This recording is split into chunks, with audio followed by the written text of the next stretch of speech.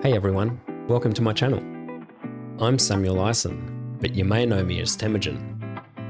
In this video, I'd just like to introduce myself, share a bit of my journey, and I'll let you know what to expect from this channel. So a little bit about me. My interest never actually started in game development. See, I come from a history of blue-collar style work, so very hands-on. And I always did have an interest and a hobby in computers at home. So I always ran online forums when the internet came out, but even before the internet, I found myself creating a bulletin board system and having a small community on that, trading files with each other and stuff. So I've always had an interest in that kind of thing. And I suppose to teach myself the skills that I have now, I've had to teach myself in a do-it-yourself fashion. So that's looking at a lot of YouTube videos and doing Skillshare courses nowadays on content development and things like that. In Second Life, I found the perfect place to run a community. It's not a game, but more of a metaverse where people come to live their lives. I've always loved RPGs and survival-based games, but found them lacking in community.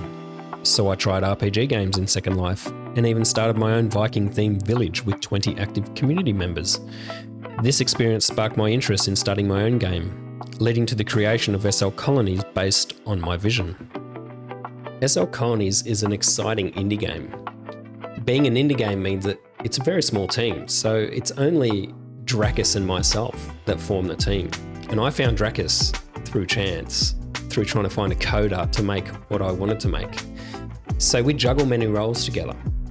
While Dracus does the coding and all the programming in the various different languages and all the website side of things, I've had to teach myself to handle the content creation and community engagement, and also being a community leader.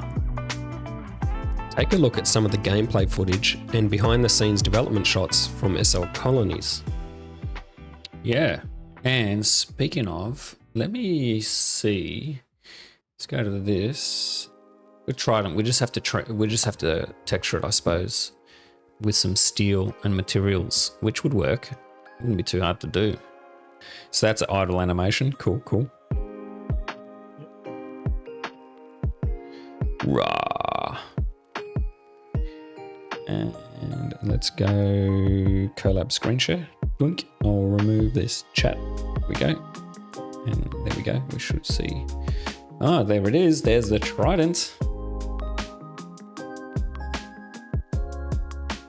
Oh, nice. That is the haft. Triangles. What size is it? It might be huge. That's all. It might just need to be descaled. Good point. Oh, yeah. Yeah. 64 meters. Yeah. Yeah. Let's see what we're doing with this trident. Looking good. So some of my goals with this channel is to share with you my journey as an indie game developer. I'll share with you some behind the scenes footage and vlogs of my journey as a developer. I'm very new to it. Although I have been developing the SL Colonies game over numerous years, I'm very new to the content creation side of things and doing all the social media aspects and doing these kinds of videos. So I'll share with you how I learn all this stuff, how I put it together, I suppose.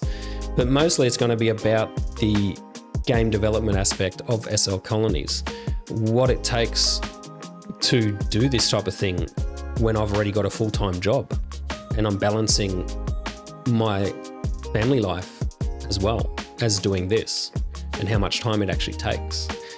So I'll also share with you, I suppose, the community engagement side of things, how I manage that, being a community leader, what does that mean, and what are the challenges of doing that. So some of the challenges we face, not just being an indie game, but we've chosen to host our game on the Second Life platform. Now, the Second Life platform has an active user base at the time of this video of about 40,000 players per day. Now, out of these 40,000 players, they're all into their own thing. So consider Second Life like a metaverse in itself. It's not just a game. It's not even a game. It's people just living out their online lives, being a second life. So there's fashion, there's a whole sex industry, there's live music and DJs and dance clubs. So a lot of players are into just exploring those sorts of areas. So that could be a few thousand players here and there. And then as an RPG, you've got to attract the players that are into role-playing games or farming systems. But that means we have a bit of a niche, and the players we find are very loyal and very much into our game. The challenges I personally face are that I work full-time in emergency services. So that's shift work based. I don't work Monday to Friday and have every Saturday, Sunday off. I work any random day during that 7-day period, and I don't always have Saturday, Sunday off. It could be Tuesday and the Friday, or it could be Tuesday and Wednesday, or Wednesday, Thursday, and so on. It changes week to week. And my shift start times are not just mornings all week, or afternoons all week, or night shifts all week or month or whatever. It changes day by day. So it could be 3 days of morning shifts, and I could have 2 days after 1 day off. I could have 2 days of afternoon shifts. And then I could go into 1 week of night shifts and then back to day shifts. It fluctuates like that. So that's a challenge, balancing time. And then from that time, I have to balance into family. I have a wife and 2 beautiful girls. So how much time do I put into content development now and community engagement and into this indie game? It has to be balanced. You have to find that balance. And that is another challenge. I also enjoy the challenge of learning new things and developing new skills. I love engaging with our community through interactive content, such as our live streams and Ask Me Anything episodes. One memorable moment was exploring a world built by our patrons where we teleported into a room full of My Little Pony NPCs. We had to fight them all off before we were able to even leave that. It was so hilarious.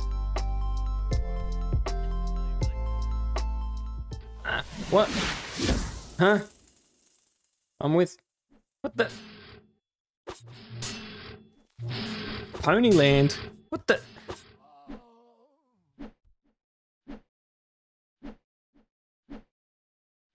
What the hell?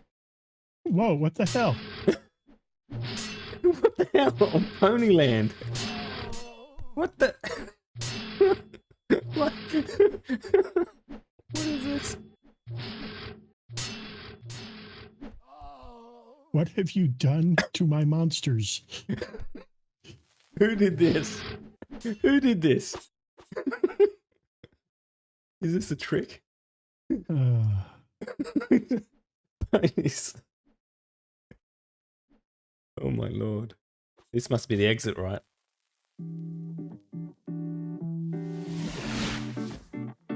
So if you're at all interested in game development, community building and engagement, or you just want to follow along with my journey and see how I go, be sure to hit that like and subscribe button so that you can get notified when new videos come out. And make sure to follow me on my other social media channels. I have TikTok, Facebook, Instagram, Twitter, as well as this YouTube here. I look forward to meeting you all and seeing you guys in the comments. Have a good one.